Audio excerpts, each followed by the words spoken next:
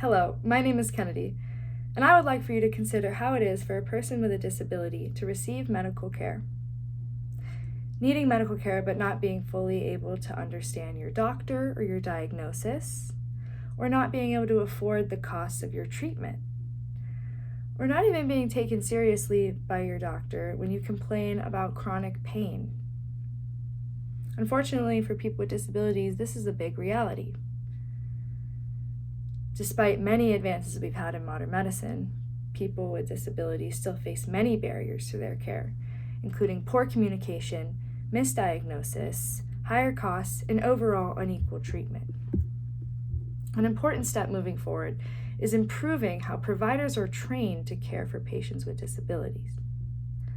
Patient comprehension is essential, and receiving adequate care doesn't just mean receiving treatment, but understanding that treatment and trusting your provider and knowing your concerns are heard.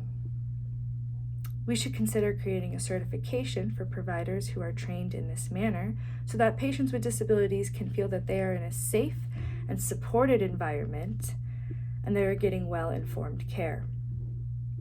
Quality care for people with disabilities includes several key elements. First, clear and patient-centered communication involves ensuring patients understand their diagnosis and care plan, as well as providing them opportunities to follow up with that care plan. Second, building trust with the patient by addressing any biases and reducing ableism. Caring for the patient through an intersectionality focus allows you to care from every angle.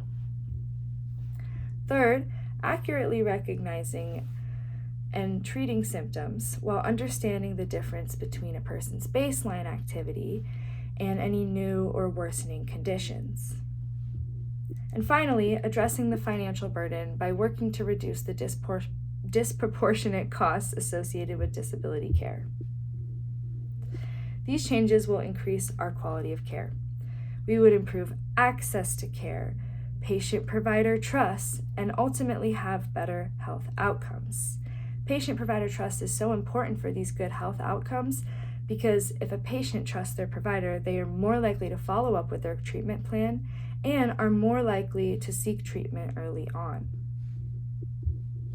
In conclusion, I encourage you to reflect on your own healthcare system. Are they accessible and inclusive to people with disabilities? Are we listening to those who have lived through these experiences and curating our treatment to match their voice? I think that real change starts by valuing and incorporating their perspectives into the way we are designing and delivering our care. Thank you.